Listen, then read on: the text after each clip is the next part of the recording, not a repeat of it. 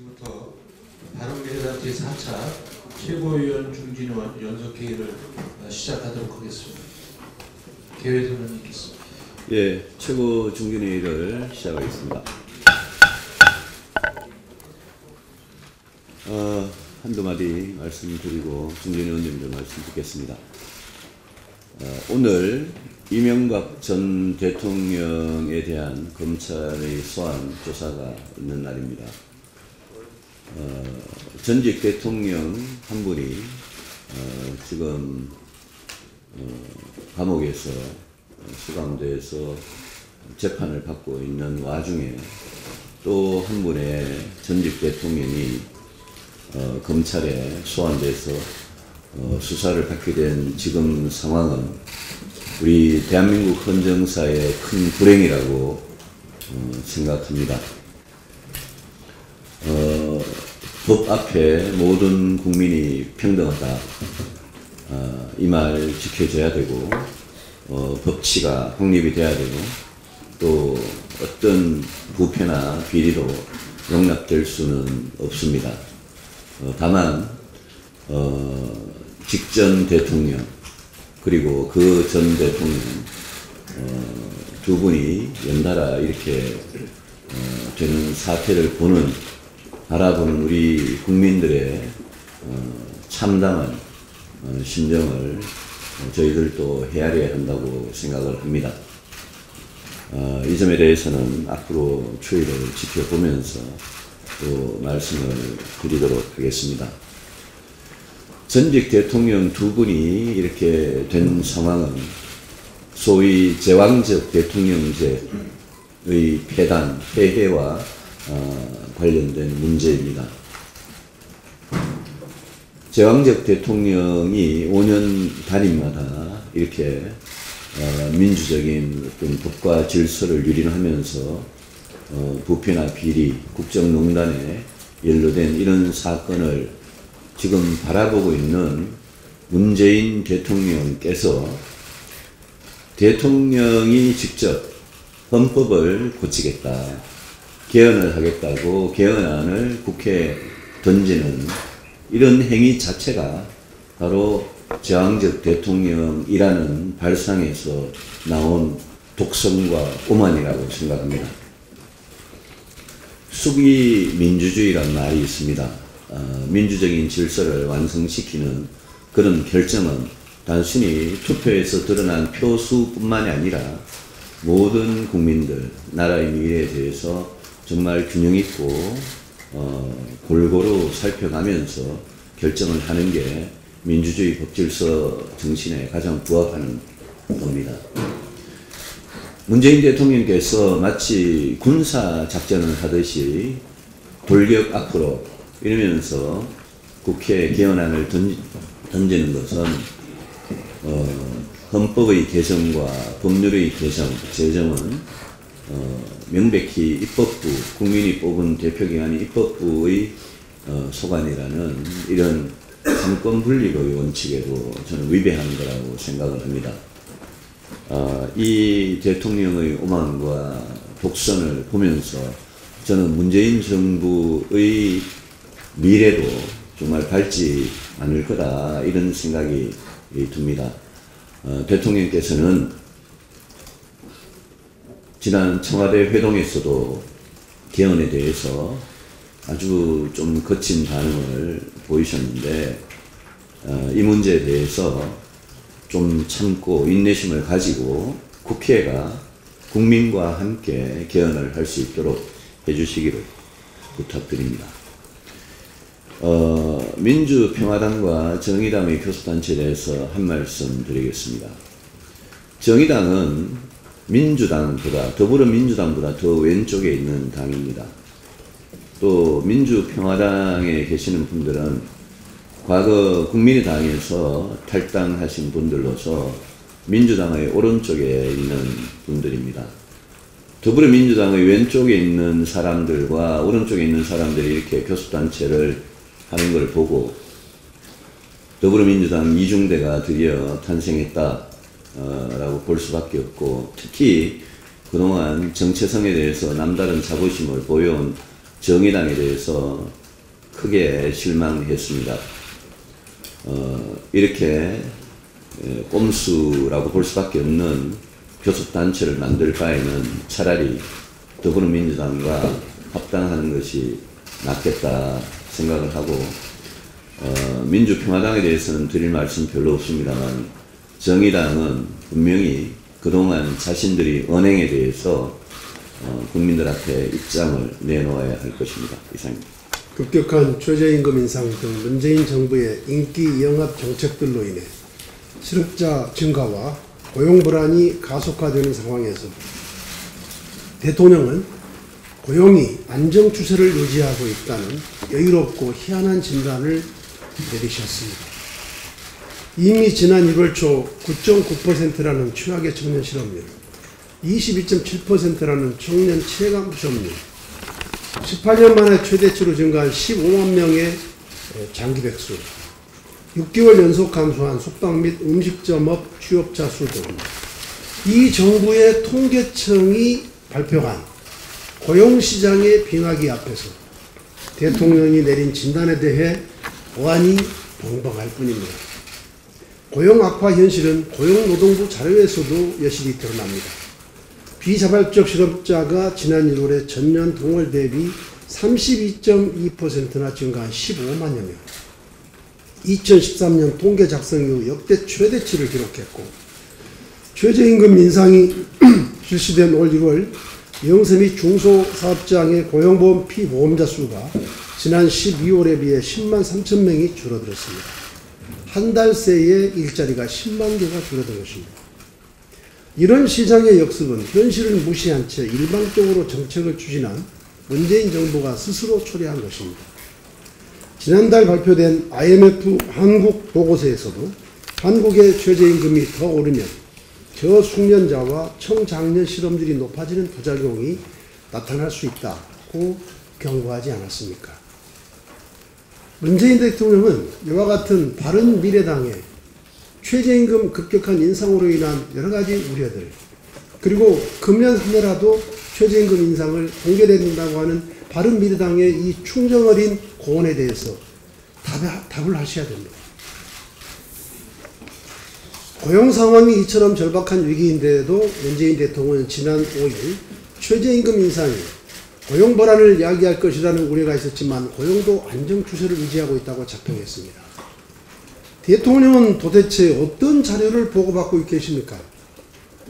새벽부터 일자리를 찾아 헤매는 수백만 실업자들 가슴에 대못을 박는 그런 한가한 발언을 하실 수 있으십니까? 지역경제를 초토화시킨 한국GM 군산공장 폐쇄를 발표하던 그날, 청와대 일자리위원회 이용섭 부위원장은 자신의 선거 출마를 위해 청와대를 떠났습니다. 자신만 떠난 것이 아니라 일자리위원회에서 일자리를 얻은 그의 측근들도 함께 그의 캠프로 갔습니다. 이것이 일자리 정부를 자처한 문재인 정부의 실상입니다. 도대체 일자리위원회는 그동안 무슨 일을 했고 어떤 성과를 낸 것인지 국민들 앞에 소상히 밝히십시오. 내일 정부에서 청년 일자리 대책을 발표할 것으로 알려졌습니다. 벌써부터 보조금과 세제 지원 등 돈풀기 위주 국민 혈세를 푸는 단기 미봉책이 될 가능성이 높다는 우려가 나오고 있습니다. 참여정부 때인 지난 2003년부터 15년간 총 28차례에 걸쳐서 청년 고용 대책을 추진했지만 백약이 무효였습니다. 근본적인 산업 노동구조 개편 없이 임시 방편적인 일자리 정책만 되풀이하면 15년이 아니라 150년이 지나도 이런 결과에는 변함이 없을 것입니다. 과거의 실패를 교훈 삼아 문재인 정부는 일자리 정책을 포함한 경제정책을 전면적으로 전환해야 합니다. 제발 바른미래당의 고언을 들으십시오. 재정을 투입해 억지로 저임금 일자리를 늘리는 정책 대신 민간에서 투자를 늘려 고용을 확대하도록 과감한 규제개혁과 노동개혁을 추진하는 일이 무엇보다도 시급하다는 점을 거듭 강조합니다. 오늘 이명박 전 대통령이 현직에서 물러난 지 5년 만에 피의자 신분으로 검찰 조사를 받습니다. 적폐의 총본산이라는 이름에 걸맞게 뇌물수수, 배임, 횡령 등 각종 혐의에 사상 초유의 매관 매직 의혹까지 이 전 대통령은 가히 불법과 비리와 부패의 종결자입니다. 엄정한 수사를 통해 범죄 행위를 명명백백히 가려내고 그에 상응하는 법정 최고형의 처벌이 따라야 할 것입니다. 문재인 대통령은 이명박 박근혜 두 전직 대통령을 반면교사로 삼아야 합니다. 지난 정권에서 국정농단과 온갖 비리가 가능했던 것은 견제받지 않는 제왕적 대통령제라고 하는 사실을 국민 모두가 잘 알고 있습니다. 그래서 박근혜를 탄핵시킨 촛불 시민은 제왕적 대통령제라는 구악의 뿌리를 뽑아내라며 개헌을 요구했던 것입니다. 제왕적 대통령제 청사는 진보와 보수의 문제가 아닙니다. 구조적으로 제왕적 대통령이 될 수밖에 없다는 원로 정치학자의 경고처럼 사람이 아니라 제도가 문제라는 점을 문재인 대통령은 분명히 깨달아야 합니다. 청와대가 개헌을 힘으로 밀어붙이는 것 자체도 이미 제왕적 대통령제에 익숙해져 가고 있다는 반증입니다. 거듭 말씀드리지만 이번 개헌의 핵심은 제왕적 대통령제를 청산하는 일입니다. 그것이 국가 대개혁을 완결짓는 길이요 역대 대통령들의 비극을 되풀이하지 않는 유일한 길이 될 것입니다. 감사합니다. 오늘 이명박 전 대통령이 검찰의 포트라인에 서게 됩니다. 이 전 대통령의 혐의를 보면 횡령, 배임, 탈세, 대통령 기록물법 위반 등 20여 가지나 된다고 합니다. 없는 것 빼고 모든 것 다 파는 편의점 수준입니다. 이 전 대통령은 검찰 수사에 대해서 정치 보복이라고 했습니다. 내가 하면 로맨스고 남이 하면 불륜입니다. 이 전 대통령의 주장은 대다수의 국민 정서와는 다릅니다. 육참골단, 자신의 살을 베어내주고 상대의 뼈를 끊는다는 뜻입니다. 이 전 대통령의 비리가 밝혀져 또 한 명의 전직 대통령이 수감되는 비극을 겪더라도 이번 기회에 대한민국을 어둡게 만든 오래된 적폐를 반드시 청산해야 합니다. 어제 국민헌법자문특위는 문재인 대통령에게 개헌에 대한 자문안을 보고했으며 대통령은 21일 국회에 개헌안을 제출한다고 합니다. 보고된 자문안을 보면 대통령 임기에 대해서 5년 단임제에서 4년 연임제로 바꾸자는 내용이 담겨 있다고 합니다. 여당을 제외한 모든 야당들이 이에 반대하고 있습니다. 대통령이 발의한 개헌안 역시 국회를 통과하지 못하면 무용지물이라는 점을 분명히 인식해야 합니다. 바른미래당은 대통령의 권한을 대폭 축소하지 않은 대통령의 개헌안에 대해서 반대 입장을 분명히 합니다. 대통령의 권한을 축소하는 예산법률주의의 도입, 정부 법률안의 제출권 폐지, 헌법기관장의 인사권 축소, 국회 총리 추천권 등은 국민이 현재 국회를 불신한다는 이유로 배제하는 것은 이번 개헌의 목적과 위배된다는 것을 명심해야 할 것입니다. 우리는 군부 독재 시절부터 이명박 박근혜 보수정권 10년까지 대통령 1인에게 지나치게 집중된 제왕적 권력 구조로 인해서 역대 대통령들이 예외 없이 불행한 말년을 보낸 것을 기억하고 있습니다. 따라서 대통령에게 집중된 권력을 대폭 분산시키는 것이 이번 개헌의 가장 큰 목표입니다. 대통령의 임기를 연장하는 것은 개헌의 목적과 어긋나는 것입니다. 또한 대통령의 임기는 개헌의 성격과도 다르다고 생각합니다. 이번 개헌은 국민의 대표자인 국회가 주도해야 합니다. 그러나 현재 국회 개헌 정개특위의 논의는 지지부진합니다. 개헌에 반대하는 자유한국당에 강력하게 요구합니다. 지방선거에서 개헌에 대해서 동시투표하는 것이 선거에 영향을 주기 때문에 개헌을 반대한다면 자유한국당은 개헌의 시기를 올해 언제까지 하겠다라는 것인지 구체적으로 밝혀야 합니다. 1987년 이후 31년 만에 맞은 개헌이 정치권의 정쟁으로 인해서 무산되어서는 절대 안 됩니다. 몇 번을 말씀드리지만 개헌은 이미 오래전부터 많은 논의를 해왔습니다. 이제 개헌은 더불어민주당, 자유한국당의 결단만 남아 있습니다. 만약 이번에 개헌을 이루어내지 못한다면 계속 시간만 끌고 있는 두 정당, 집권 여당과 자유한국당은 국민의 지탄과 함께 역사의 죄인이 될 것이다 라는 것을 명심해야 할 것입니다. 지금 학교는 새 학기가 시작되어서 새 교실에서 선례과 포부가 아닌 교사들의 인권이 없다, 교권이 사라졌다는 그런 하소연과 걱정이 가득하다는 보도가 연일 나오고 있습니다. 보도를 보면 선생님께서 자는 학생을 깨우자 상관말라며 욕설을 했고, 또 선생님이 당황하셔갖고 어물쩍 그냥 넘어가는 그런 대응을 했는데, 또 이런 사건이 교실 내에서 발생할까봐 선생님이 불안감을 느끼면서 교실에 들어가신다고 합니다. 또 다른 보도에 의하면 교칙을 어긴 학생에게 청소를 시켰다니 학부모가 찾아와서 선생님 얼굴에 물을 뿌렸다는 그런 보도도 있습니다. 또 떠드는 학생을 지도하는 교사를 향해서 학생이 폭행을 했습니다. 책을 집어던지고 선생님을 밀쳐서 인중이 찢어져서 꿰매는 그런 사고도 있었습니다. 교육부 자료에 따르면 교권 침해 사례로 폭행, 폭언, 욕설, 성희롱, 수업방해, 또 학부모에 의한 교권 침해 등 5년간의 교권 침해 건수가 2만 건을 넘었다고 합니다. 그리고 교사에 대한 성희롱도 100여 건 수준에 달하고 있습니다. 이 교권 침해가 줄어들지 않는 이유는 선생님들이 학생들에게 교권 침해를 당해도 참거나 혼자 힘으로 해결해야 하는 등 적극적으로 대응할 수 없는 사회적 분위기와 제도적, 법적 장치가 미비하기 때문이라는 지적이 있습니다.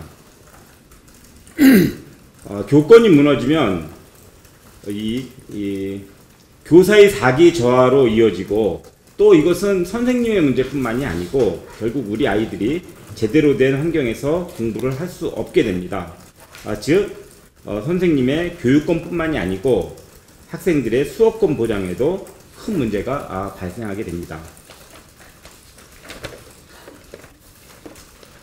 따라서 우리 바른미래당에서는 교권을 확립하는 일이 학교를 바로 세우는 일인 만큼 당 차원에서 이 교권을 바로 세우는 문제를 그 어떠한 문제보다 집중적으로 챙겨주실 것을 부탁드립니다.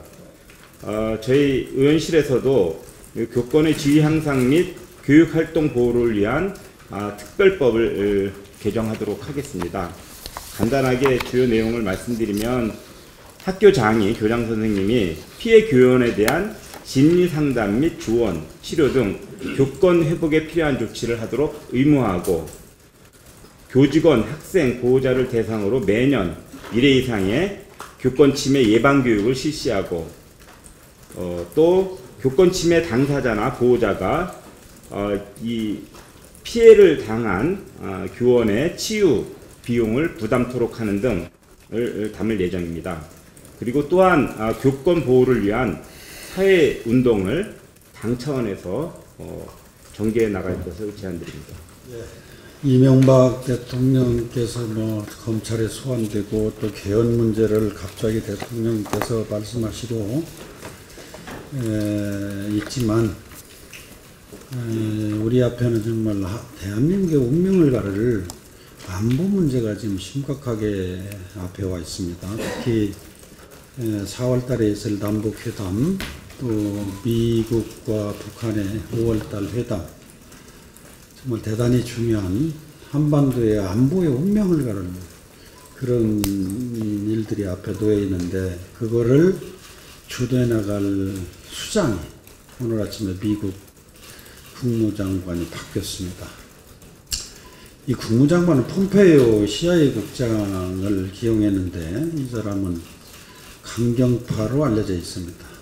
지금 미국 트럼프 대통령을 포함한 국무장관, 국방장관, 유엔 대사, 안보보좌관 모두가 강경파로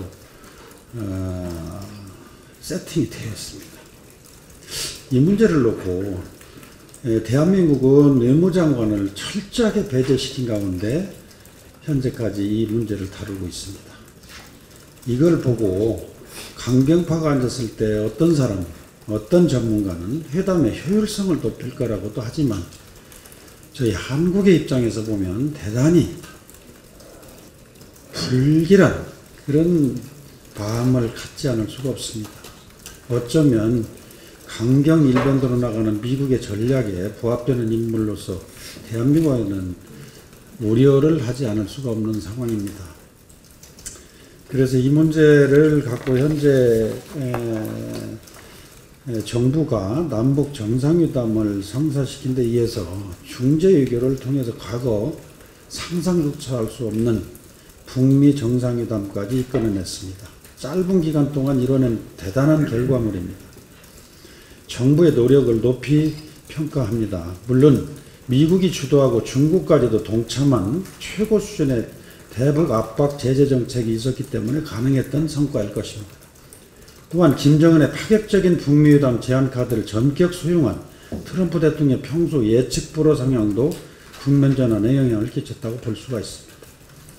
일단 과정을 떠나서 일단 대화 테이블은 일단 과시권에 들어왔고 다시는 오지 않을 한반도 운명에 결정적인 영향을 미칠 중대 시점을 앞에 두고 상황이 전개되고 있습니다.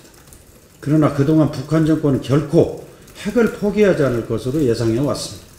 그것이 최근 정부가 국내적으로 가진 난관을 극복하고 천재일류의 기회를 잡았음에도 불구하고 세계 주요 언론과 전문가들이 부정적인 결과를 예견하는 이유입니다. 만약 핵동결이 아닌 핵폐기라는 최종 목표에 다다르지 못한다면 상상하기조차 싫은 국가적 시행착오로 귀결될 것으로 예상할 수밖에 없습니다. 북한에게는 전가의 고도와도 같았던 핵미사일을 실제로 포기할 의사가 있는 것인지, 만약 포기한다면 어떤 대가를 바라는 것인지, 그 숨겨진 의도를 파악하는 데 모든 외교적 노력을 바탕으로 피장한 각오로 협상에 임해야 할 것입니다. 아직 안심하고 축배를 들기에는 이릅니다. 그야말로 고비고비 장애물이 도사리고 있기 때문에 이제 첫 단추를 끼운 것에 불과합니다. 문 대통령께서도 지난 6일 대북 특사단의 보고를 받고 요리그릇 다루듯 해야 한다고 당부했고, 다음날 여야 대표 초청 오찬에서는 살얼음판을 걷는 상황이라고 밝혔습니다. 남북대화, 북미대화가 성과를 내지 못하고 끝나게 되는 최악의 경우까지 포함한 모든 가능성을 열어두고 철저한 계산하에 접근해야 할 것입니다. 이제는 들뜬 분위기에서 벗어나 어떠한 경우든 절대 냉정을 잃어서는 안 될 것입니다. 북한 입장에서는 세계 최대 강국 미국 정상과 1:1 회담을 제안한 만큼 핵미사일 포기에 준하는 성과가 필요한 상황입니다. 미국 역시 기존 최고의 압박과 제재 기조를 뒤엎는 대화 카드를 수용한 만큼 더 이상 물러설 수 없는 상황입니다.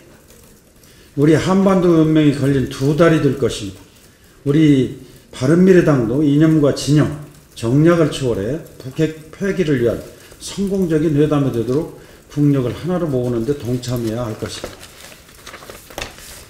만약 북한의 속내가 또다시 위장평화 공세로 밝혀진다면 미국 CIA 국장의 언급처럼 우리의 운명을 결정할 2개월은 분명 북한이 핵무기를 최종적으로 완성하는 시간이 될 것입니다.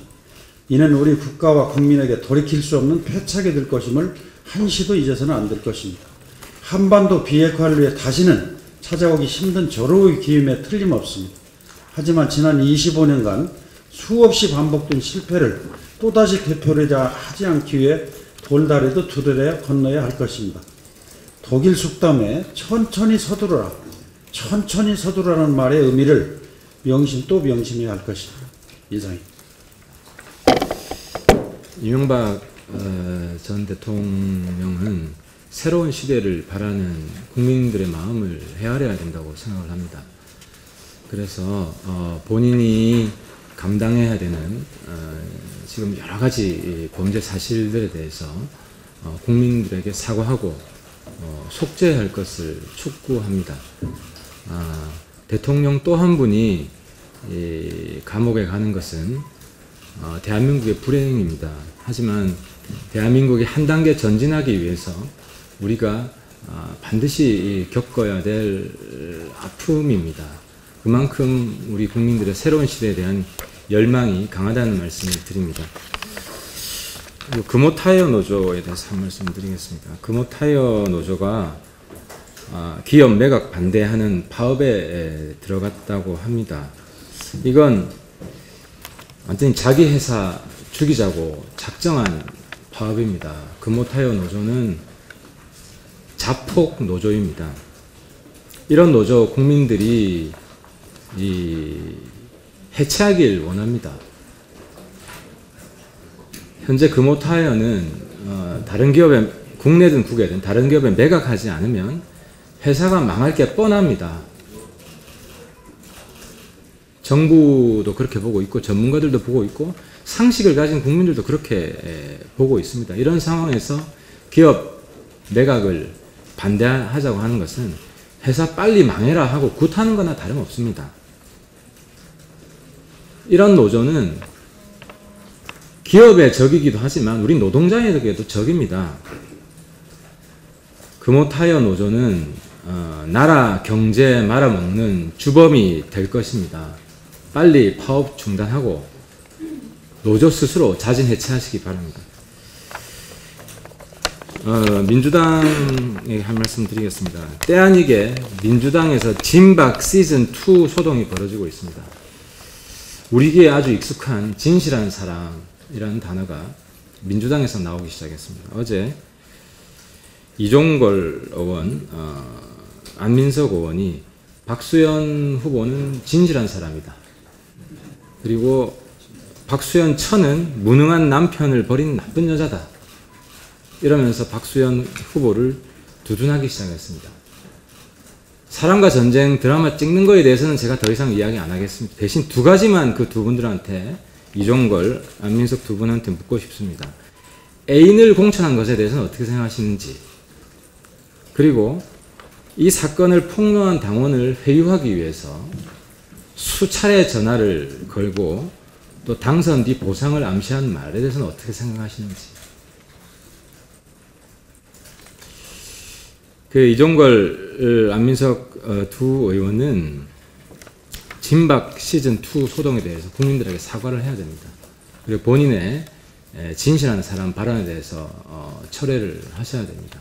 이거 만약에 안 한다면 민주당도 한편이라고 생각할 수밖에 없고요. 두 사람 본인이 안 한다면 민주당에서 박수현 후보는 빨리 이 후보 사퇴시키고 안민석, 이종걸 의원에 대해서는 경고를 해야 됩니다.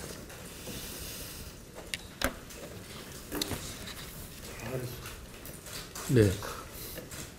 자, 그럼 이상으로 공개 모두 발언을 모두 마치고 회의 비공개로 전환해서 안건을 심의하도록 하겠습니다.